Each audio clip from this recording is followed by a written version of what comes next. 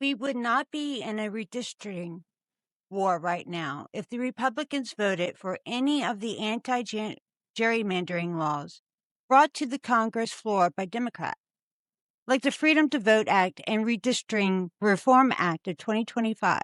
These bills seek to establish nationwide standards for fair, transparent, and nonpartisan congressional maps. Transparency and independent nonpartisan commissions, which is what most Democratic states already have. The Republicans voted to leave gerrymandering as an option. Last month, in response to red states gerrymandering, Virginia voted to adopt a new map, flipping 4 Republican seats blue in the upcoming midterm election. But Friday, the Virginia Supreme Court shot it down, ruling that Virginia's Democratic majority legislature did not follow proper procedure in approving the referendum before it was put before voters.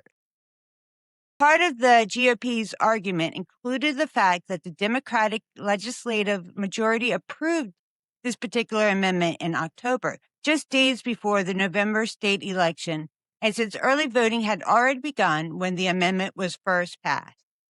Republicans claimed this did not meet the standards of all overall process, which is laughable because the Republicans just make a point to not include such safeguards in their legislation.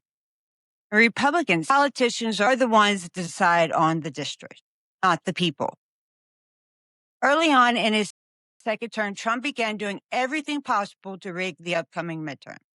Trump is not popular right now, and he knows the Democratic-led House of Representatives will not allow him to forego the Constitution, do whatever he wants, and more than likely will be impeached, which a majority of voters want to see happen, even about 14 to 20% of Republicans.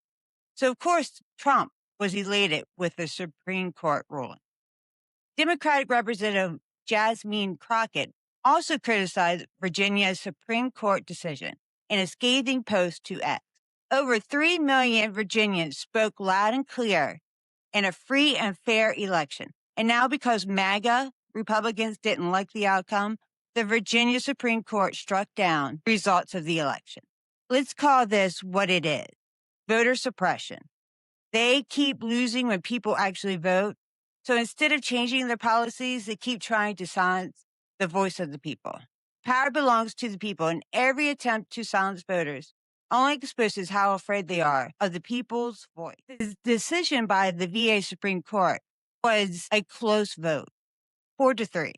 This person on Threads points out the justice that was the fourth vote, Arthur Kelsey, encourages people to make sure he's not reappointed in 2027. Eric Holder, the chair of the National Democratic Redistricting Committee, described the decision by the Virginia Supreme Court to strike down the new voter-approved maps as baffling. In a statement, the former Attorney General noted that the court could have expressed itself before the vote. Now that the people have spoken, it is hard to understand both the rationale of the court-permitted process and the reasoning behind the court's opinion that silences the majority voice of Virginia voters. He added, "This is especially troubling given the reality that this nation faces with Republican efforts to steal the 2026 midterm election." Congresswoman Pramila Jayapal, a Democrat representing Washington's 7th District and chair of the Congressional Progressive Caucus, criticized the decision in a post to X that also called out decreasing public trust in the court system. The Virginia Supreme Court just overturned the new congressional maps that voters in Virginia approved, she wrote. The American people are already losing trust in the courts, and this total violation of the will of the people will only make more lose faith. Don Scott, the Democratic Speaker of the Virginia House, stated, 3 million people voted in a free and fair election. We give this decision to the voters exactly where it belongs. And they spoke loud and clear that truth doesn't change because of court ruling. We respect the court, but we will keep fighting for a democracy where voters, not politicians, have the final say. Because in Virginia, power still belongs to the people. Don Scott stayed true to his word. Later the same day, Virginia Democrats filed an emergency motion with the state Supreme Court to stay the ruling that rejected the voter-approved congressional map. More Democratic leaders have pledged to fight against the Virginia Supreme Court decision and broader attempts to redraw a congressional district. The political committees of several House Democrat caucuses promised to use every tool at our disposal to fight back against this decision in a joint statement. Chairs of Democratic PACs and coalitions denounced the Virginia decision. MAGA Republicans continued to cut undemocratic, unconstitutional backroom deals with the help of their hand-picked judges, who are handing down baseless rulings from the bench. The statement also called out Republican lawmakers of Florida, Tennessee, Louisiana, and Texas, leading redistricting efforts that are maliciously defranchising millions of Americans overnight against the will of the people. We will not sit idly by as Republicans dismantle the progress that generations of Americans fought and died to deliver. We will use every tool at our disposal to fight back against the decision and every insidious effort to strip Americans of their fundamental freedom. With loose regard to the rule of law, the path of gerrymandering is much easier for Republicans than Democrats. Democrats abhor gerrymandering, only willing to stoop to it to prevent Republicans from stealing the next election.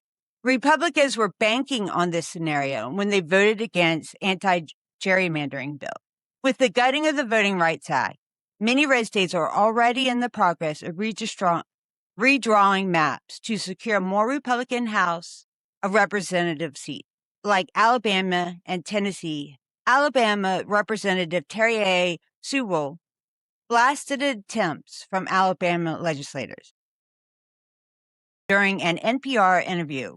Black voters make up nearly 1/3 of Alabama's electorate. And what state lawmakers are doing is trying to dilute the power of Alabama Black voters, silence their voices, and eliminate their ability to elect congressional and state leaders of their choice.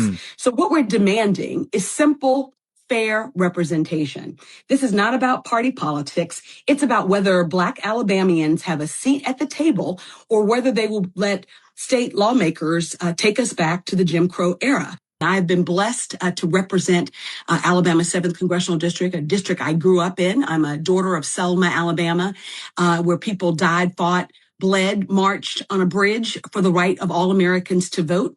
And what the Supreme Court has done is to favor partisan gerrymandering, even if it results in taking away or diluting the voting power of Black and minority voters. Well, as I said earlier, you are the first Black woman elected to represent Alabama in Congress. It took until 2010 for the state to reach that milestone.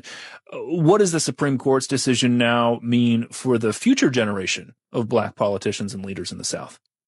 I think that the Supreme Court decision will lead to the largest reduction of Black representation in American history. The very first African in the 1870s.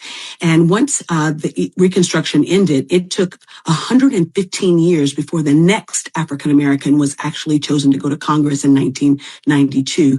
And we simply cannot allow this partisan gerrymandering to take away the right of minority voters to choose their leaders. It's allowing the leaders to choose their voters, and it's simply not fair. And no one benefits. I want to be very clear. No one benefits when the voices of the American people are silenced. Any of the American people are silenced and have no seat at the table. If you don't have a seat at the table, you're on the menu. I'm glad to see Democratic leaders fighting back against Republican gerrymandering. Unfortunately, their fight will ultimately lead to the U.S. Supreme Court. This Republican-dominated Supreme Court has time and time again demonstrated they care little for the will of the people and are complicit with this administration. They have repeatedly and quickly undermined lower court decisions by their unprecedented use of shadow docket, something that in the past was only used in emergencies. They have taken this country backwards by undoing important constitutional cornerstones like the Voting Rights Act. It's really important that every voter step up in November. Even before that, if Democrats don't win the midterms, we will be one step closer to a one-party system similar to the one Hungary just got rid of. In that scenario, we won't have to worry about a corrupt leader making empty promises because all pretenses will be dropped and the will and needs of the people be damned. This November is not about red versus blue. It never really was. It's about having a Congress that allows a president to steamroll over them, allowing countless wars and expensive vanity projects, or a Congress that will keep this president in check.